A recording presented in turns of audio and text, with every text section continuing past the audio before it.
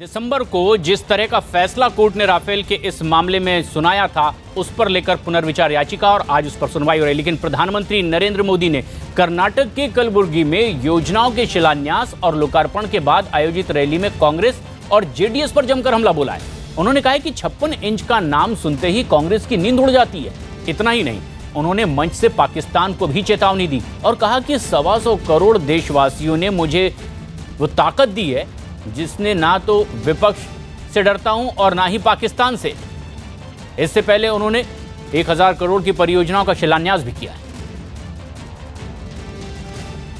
अब हम व्यवस्था में जो पारदर्शिता लाए हैं उससे लीकेज तो रुकी है, गरीबों तक सीधे पैसे तो जा ही रहे हैं। आप हैरान हो जाओगे, ये नकली नाम जो थे उस नाम पर हर वर्ष 1,10,000 करोड़ रुपया ये बिचौलियों के हाथ में चला जाता था, वो बंद हो गया। अब मुझे बताइए, जिनको 1,10,000 करोड़ रुपया जिन जिन लोगों के पास पहुंचता होगा, अब बंद हो गया, तो क्या वो मोदी जिंदाबाद बोलेंगे? क्या मोदी को गाली देंगे कि नहीं देंगे? देंगे कि नहीं देंगे? अब मुझे उनकी गालियों से डरना चाहिए क्या? जरा भी डरना चाहिए क्या? अब है ना, अब मैं क्यों डरूं? अरे 125 करोड़ देश के आशीर्वाद जिसके सर पे होता है वो कभी डरता नहीं है। न हिंदुस्तान से डरता है, न वो पाकिस्तान से डरता है, न किसी चोरों से डरता है, न कभी बेईमानों से डरता है।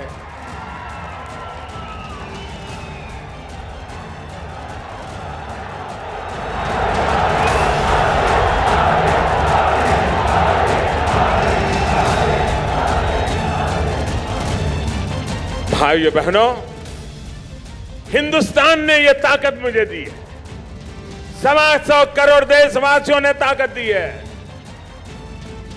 ये जो दुनिया दमखम देख रही है ना, वो दमखम किसका है? आज दुनिया जो दम देख रही है किसका है? किसका है? किसका है? ये दम मोदी का नहीं है, ये दम 125 करोड़ हिंदुस्तानियों का है।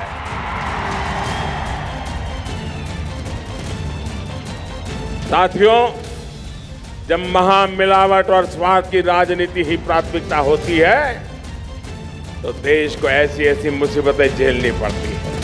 सिर्फ अपने परिवार की, सिर्फ अपने स्वार्थ की राजनीति करने वाले नेताओं को नया भारत, भारत की नई रीति, नई नीति पसंद नहीं आ रही। अपने स्वार्थों की सिद्धि हो सके, इसके लिए वो देश में मजबूत सरकार से डरते हैं और इसलिए मजबूर सरकार ढूंढ रहे हैं, कैसे भी करके दिल्ली में मजबूर सरकार आ जाए। आज कर्नाटक में मजबूर सरकार बनी है, क्या हाल है आप देखते हैं। एक इधर खींचता है, एक उधर खींचता है।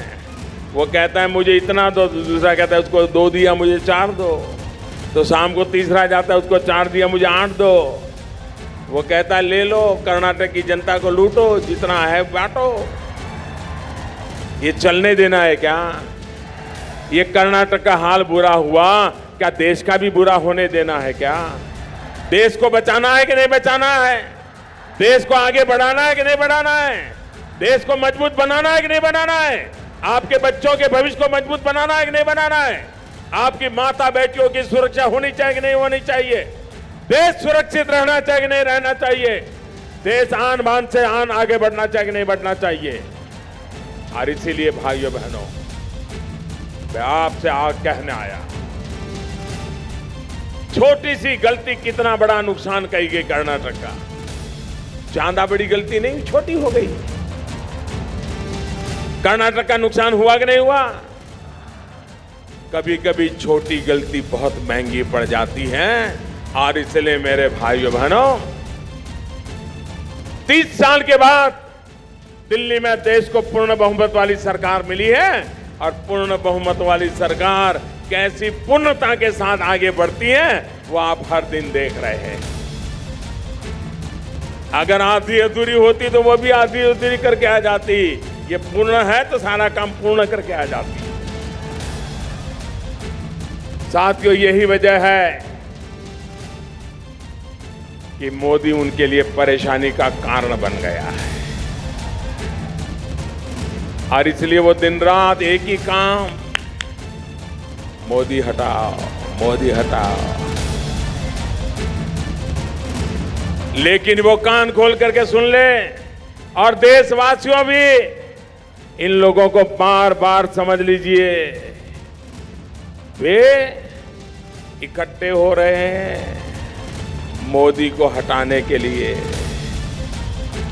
साथियों, विकास की इसी गति को विस्तार देते हुए आज लगभग 1000 करोड़ रुपए की परियोजनाओं का उद्घाटन और शिलान्यास और लोकार्पण अभी अभी कर करके मैं मंच पे आया हूं। भारत पेट्रोलियम के रायचूर डिपो को विस्तार देने के लिए उसको कलबुर्गी में स्थापित किया जा रहा है। साथियों, इस पूरे क्षेत्र में पेट्रोलियम पदार्थों से जुड़ी आवश्यकताओं की पूर्ति के लिए रायचूर डिपो बहुत छोटा पड़ने लग गया था।